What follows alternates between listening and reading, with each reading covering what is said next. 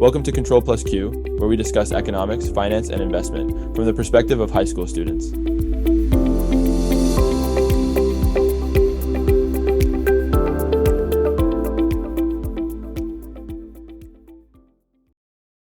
In this episode, I chat with Isaac about his journey into financial investment and the story behind his company.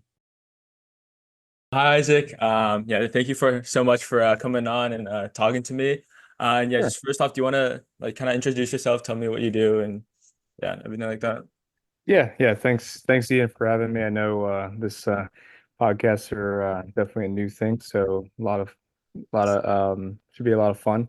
Yeah, for sure. Yeah. So obviously I've known you for a little bit, along with your dad. Just a little bit about myself. So I guess I'll start out with this. I'm a portfolio manager for technically two companies, Cedar Line Capital. That is a private boutique wealth investment firm. And then we run a private investment fund, which is basically just geared off of like just kind of one strategy. So, and generally you have to have certain requirements to be an investor there. But to help mostly everybody, that's Cedar Line. Then we also do a little bit of consulting, I guess, we have a little bit of a sidearm business as well that we help students, and that's actually a lot of fun. And really, the reason why we do that is just because I had a lot of great mentors that helped me along the way when I was a little bit older than what you're at right now, obviously. So you're in high school, but mentors were like a really big important piece of my life. So it's one of those things that I always want to make sure that I do my part in trying to help give back. Finance is one of those areas where it's very hard to kind of understand how to like use it in the real world. It's really not that hard though. It's just Yeah. you need systems and processes and so forth. So, but anyway, so we do that. So we run two investment firms and then kind of an educational thing. But I'm here in Pennsylvania, central Pennsylvania. I'm originally more from the Philadelphia area. Was born and raised in the kind of Pennsylvania area, of course. Father was in the military, mother was actually a teacher from a Mhm. different country. And so all in all, I always liked finance ever since I was, much younger. Actually, it started probably right around your age when I was in 10th grade, 10th or 11th grade. Um, and there was I walked in an econ class, stack of Wall Street journals were on the desk on the very first day, and the teacher said we're going to play the stock market. So I was like, I've always wanted to learn about this. My grandmother always used to give me like $2 bills and half dollars, and just I think it kind of just bled into that, and I always kind of heard people talking about stocks and whatnot. So I thought this would be my time to understand. But like as I started kind of opening up the Wall Street Journal, that's really where it was like that was it. That's what I Uh, knew I wanted to do. So yeah. other than that, yeah, I mean, I try to stay active. I work out. I just started back up the soccer league. It's kind of Oh, it's an adult soccer league, and um, pretty active at my church. And let's see, I don't have any kids. I'm married. I have a dog. I work a lot. mhm. I like what I do. So Yeah, that's cool. yeah. Yeah, So so just kind of like going back to like when you first started, just like kind of what kind of like interested you? I know you said you talked about like your econ class and also looking at the Wall Street Journal, but like what like stages or steps did you take in order to like kind of enter the field of like investment and portfolio management and like establishing your own firms like eventually? yeah, good question. Well, so I'm an only child. So I've learned how to be very independent ever since I was pretty much a child, of course. And I had obviously friends, of course, but I didn't have a brother or sister that I could like really lean on. So, so I think that kind of what's, stayed with me along the way. As I got more experience, I thought, hey, I don't know if I really want to work for somebody. I think I can. do this myself. I was always very fascinated with people who had their own businesses because I was just like, wow, how do you like how'd you get started? Like how did you get started too? You know, so I was asking the same types of questions. Um, and at the time, like early college, I'm just like, yeah, it'd be so cool to like run my own thing. So as I, out of college, which is right around the financial crisis, I actually did get a job right out of college, which was very fortunate. I was very fortunate, very blessed, just because that was like the worst time to try to Yeah. find a job in finance. But anyway, so like all those experiences led up until, probably like what was it, maybe 7, 8 years later, where I'm like, I really want to maybe take the leap. I feel like I've got enough experience, where I could, really do that. So I guess maybe just give a quick other little piece of my background, like what led up to it as part of your question. Yeah. So, out of college, I worked for TD Waterhouse, which became TD Ameritrade. So they were going through a massive merger. I worked in kind of this middle office role where I was taking a lot of calls, but I was also trying to develop relationships to, kind of bring more assets in the door. And then that was like 2010 to 2012. Then I was going to get married, so I decided, by the way, actually, I went to school down in Florida. Then I moved to Texas, which was when the T Waterhouse and Ameritrade merger happened. I was down in Fort Worth. So being that I was from Pennsylvania and the girl I was dating, which is now my wife, was also from Pennsylvania, around like actually very close to where I grew up. The plan was like to move back up and do that. So basically. I worked at TD for a couple years. Then we are going to get married. Then I took a trader job. So then I was actually a equity options trader for a firm up in New York, right across from the Bull. So if like anyone's been to New York, Mhm. where the Bull is, where you get to take the pictures, like literally 11 Broadway was like it's literally it's right there. So I worked as a equity options trader. I was like I think like one of the few. Most people were just equities and that taught me a lot. And that was a great experience. And then I got a call from an old manager of mine saying that there was an opportunity in Pennsylvania, in central Pennsylvania, which I never lived before, and I wasn't really on board with it. But my wife was like, "Yeah, you should try it." So, because I already knew about TD, so I technically went back to TD. And so I worked in a branch in Harrisburg, Pennsylvania. That's kind of what brought me to Lancaster area and all that.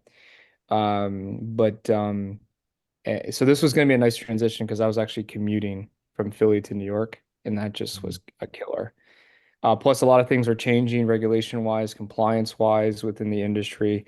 They kind of let me know I had to try new things. Like I couldn't trade the exact strategy I was doing anymore. So a lot of things were like looking like I had to do something, and it was like this kind of literally just fell on my lap just Mm. because I had a call out of nowhere on it, and I was like, well, maybe this is a sign, So packed up from Philly, moved to Central Pennsylvania, which is only an hour and a half away, and then I worked more front office role. And right after that, that's kind of when I thought maybe I can finally do this out on my own, right? Mhm. So anyway, yeah, I wanted to do something myself. At the end of the day, I didn't want to really be a salesperson. I mean, you have to sell, which is important, but I didn't want to sell other people's products and services. Like I wanted to be the one who puts together the portfolios. I had a pretty decent experience at that point within derivatives for risk management, all that. So I thought this would be my time to go out on my own just because really at the end of the day, um, it was just going to I was young enough to take the risk. Because Yeah. if I were to have kids, I don't know if I had kids at that point, I don't know if I'd be actually right here today. So that's kind of why I decided I want to really take the leap. Because at the end of the day, I could always go back and get a job. Yes. And so how was kind of the experience of starting your own thing, and like what challenges did you face, or is there like one moment that sticks out to you when you were like first starting? Yeah, good question. I mean, there's a lot of challenges, right? It's like no one hands you a manual on like, starting a business 101. I mean, the simple things like you gotta open up an entity, but then how do you do that, right? Yes. So like what type of entity? You have sole proprietorships, LLCs, obviously within that S corp versus partnership, taxation. You have C corps, which are really meant for like bigger operations and whatnot.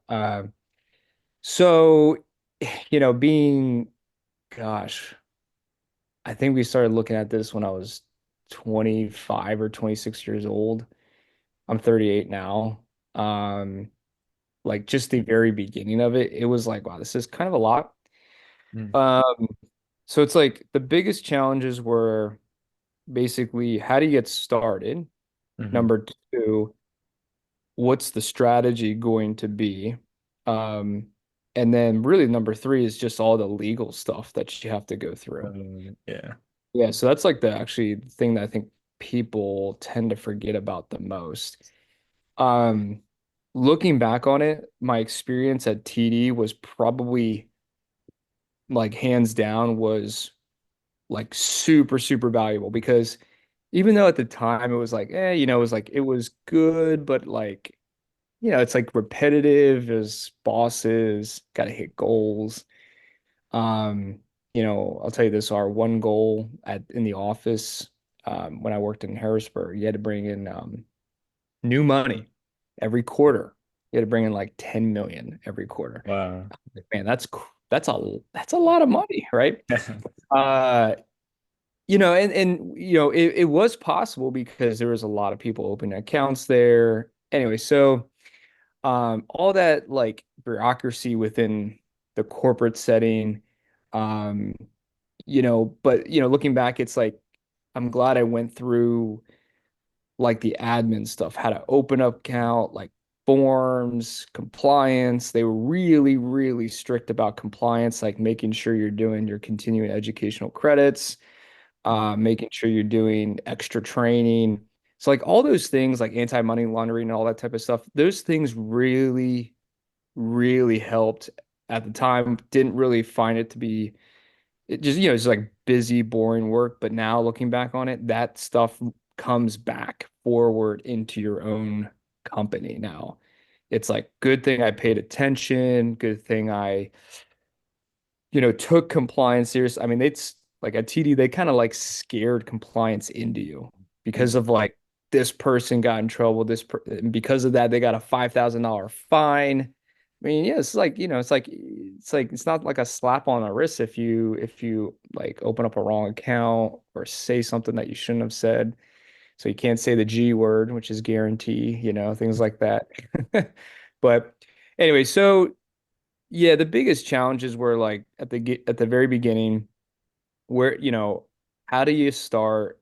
What's the strategy? And then essentially like uh the legal side. So I think how do we start came with just more research online, mentors, right? So that was like when I started really searching out for mentors that had done this. And two, as far as strategy. So we decided like instead of going like in like a registered investment advisor or just an advisor firm, decided to like go hedge fund route, because we thought because of my background in options and derivatives were going to be a little bit more appealing. And then three was like the compliance, which is essentially you got to hire an outside compliance team, like legal counsel that knows about this. So, but it's just like research, hours on the computer, taking notes, asking these people, and then kind of slowly evolves into like, all right, I think we got the gist of like what needs to be done in order to execute this correctly. Oh, I see. Okay. And just another thing I'm curious about is just kind of how did you kind of market this, or how does a company like this that's newly formed kind of like make their way into the like the larger space of like investment and Yes, that's a good call. So marketing in the hedge fund route is like really frowned upon. You can't do it unless you're unless you're like you can't just publicly market. You can go out and talk to people, but you got to know if they're accredited. Right. So, like little term definition, accredited investor is somebody who has either over 1 million in net worth, which is like, and excluding their house, excluding their main residence. So, you find somebody who, like between their bank accounts and brokerage accounts and whatever other investments, as long as they have over 1 million, not including their house, they could become an investor if they chose to want to move forward. And then, um, or it's like, and or the other piece was if they didn't have that kind of net worth, if it was somebody who, from a tax perspective, is filing single, they have to at least be making $200,000. If they're not, or if they're married, excuse me, then it has to be over $300,000 in the prior 2 years, I believe, and preceding and looking like it should be in the next year as well. Meaning they need to make enough money every year, Mm-hmm. if they don't have 1 million in net worth. So Oh, I see. marketing that was always a very big challenge with the hedge fund because looking, and this is a big giant lesson that I've learned, but I think in there's pros and cons. Like doing the hedge fund first Mm-hmm. taught me way more about getting very nitty gritty with strategy, hedging, risk management, building a portfolio, using Excel, excuse me, like everything you can think of when it comes to just like hands-on getting down in the weeds analysis.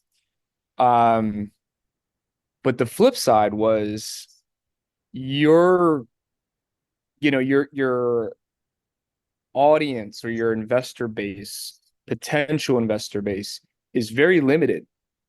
Not Mm-hmm. everybody is an accredited investor. And even if they are interested, they're not going to give you all of their money, right? Right. So, like, out of their entire net worth, what's going to go into the hedge fund is only going to be a small sliver of that. So looking Mhm. back, yeah, it took a while to raise assets. So that's why we were like, like this is going to be kind of a long, drawn out thing. And then there's like other things that happen along the way, and then we're like, okay, let's pivot a little bit, but we still run the fund today. Where we, we can't market it. Um, it's like we have to verify that you're an accredited investor before we kind of get in the weeds. But like, the last few years have been, I would say, good. It's just the fundraising portion is always going to be harder. But Cedar Line, on the other hand, is totally different.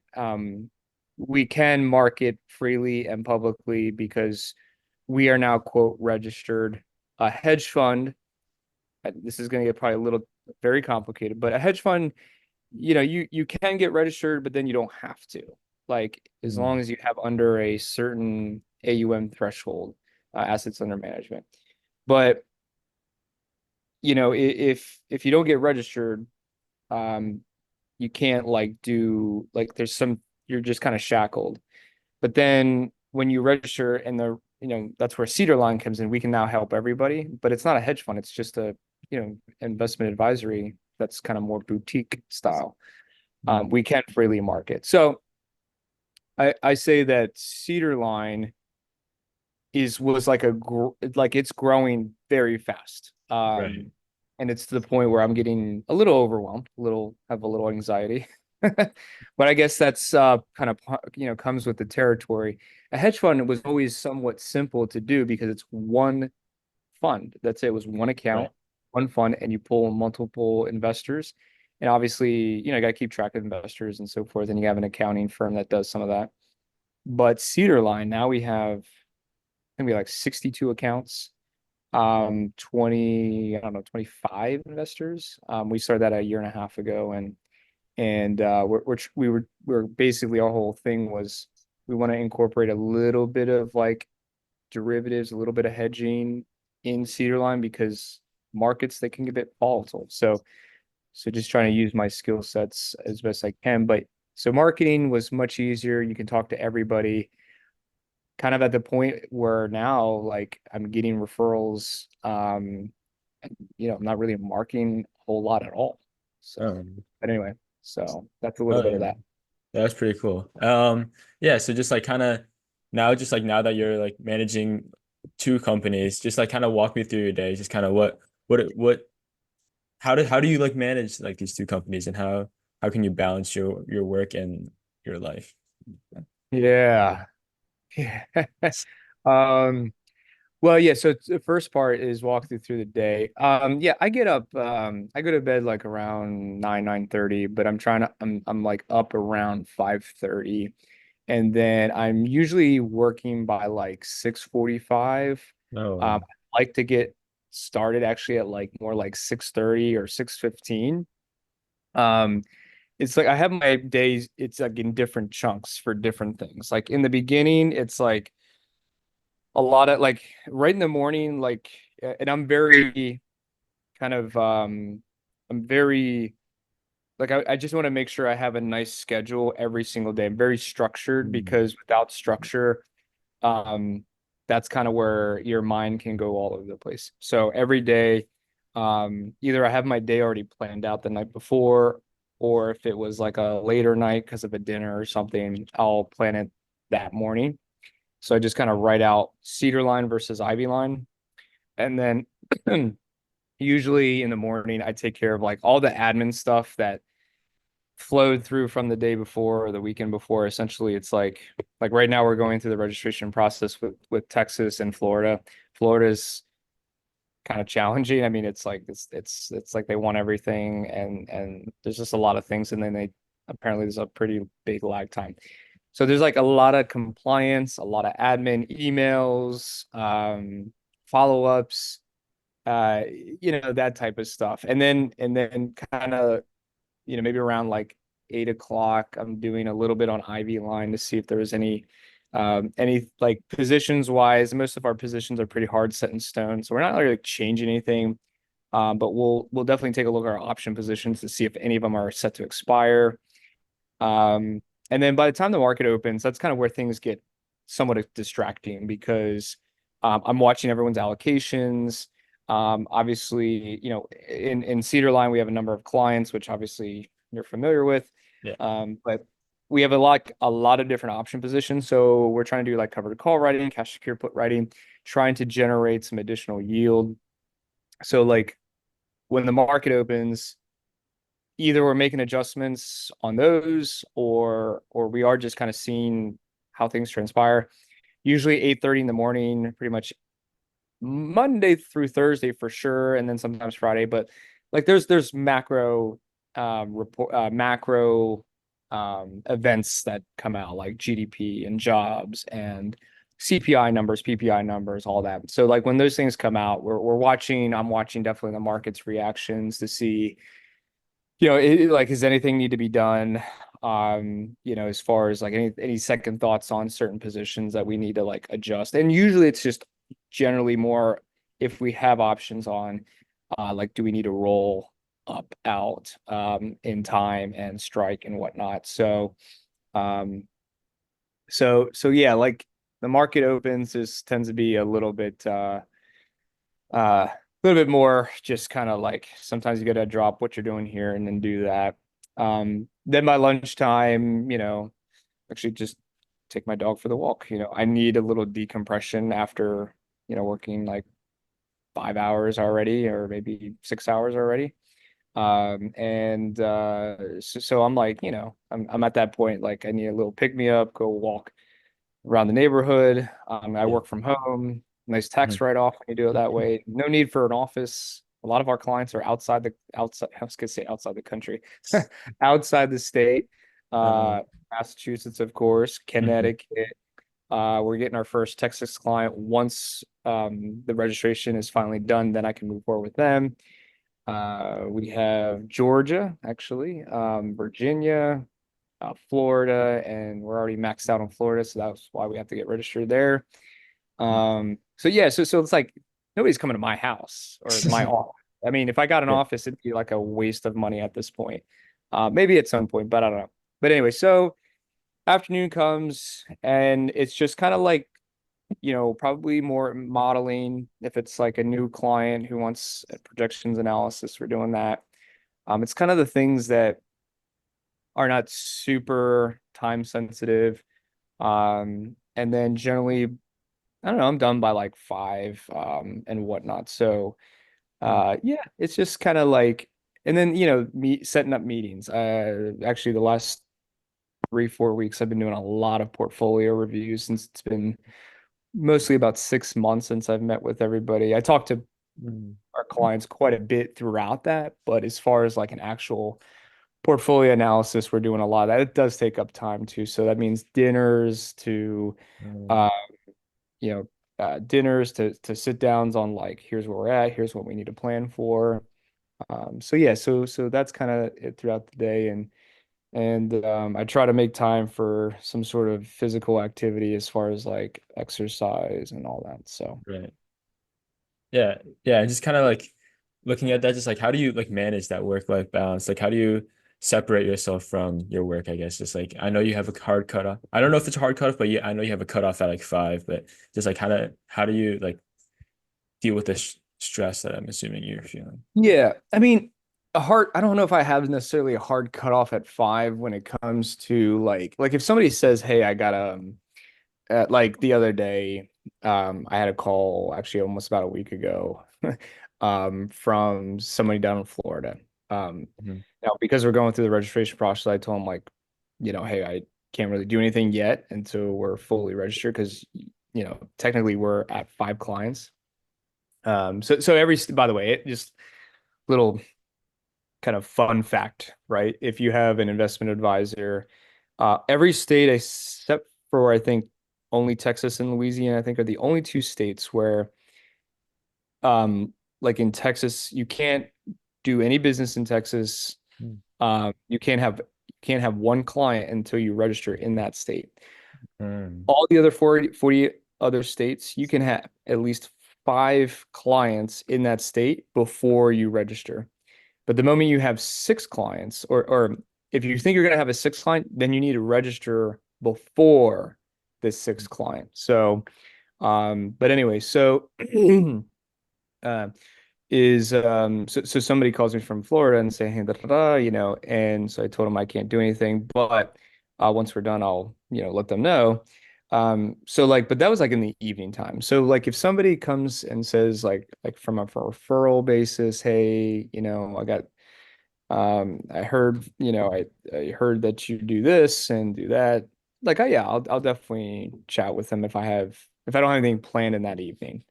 Right. Um, but I think at the end of the day, like how to stay sane when you're managing 2 companies is just basically preparing either the night before, um, or preparing the night before, or just like making sure, like for me, I have to make sure I'm just getting up early enough to get a nice head start. Like the Hmm. nice Right. positive about working early in the morning is like it's super quiet. Like Mm. nobody's bothering you. I don't have to do anything. No one's calling me. So it's like markets aren't open. They're just kind of like puttering around in the after hours or the pre-market as far as futures go. But all to say is like it's critical, I think, to plan and Right. and maybe just end with this is that a routine. A Mm. routine is, I think, even super critical in life in general. Like psychologists say, and I think it's actually more than this, but to establish a habit, a good habit, or just a habit in general, you have to do the same thing over and over and over for at least 21 days straight Mm. to develop a habit. So I've been doing the same thing every single day for, I mean, except for the weekends for the most part, but like, I don't know, like 7, 8 years. So like if I don't do that, I feel like my day is off. Like Right. people like I go and see. say, "Hey, you want to do this in the morning?" I'm like, "No." because like that's gonna interrupt my entire cycle, and it throws me off. So it's like it feels Right. like, oh gosh, I'm like way behind. So anyway, a routine habits is usually the way and the framework that I stay kind of grounded and focused and less stressed. Okay, yeah, that makes sense.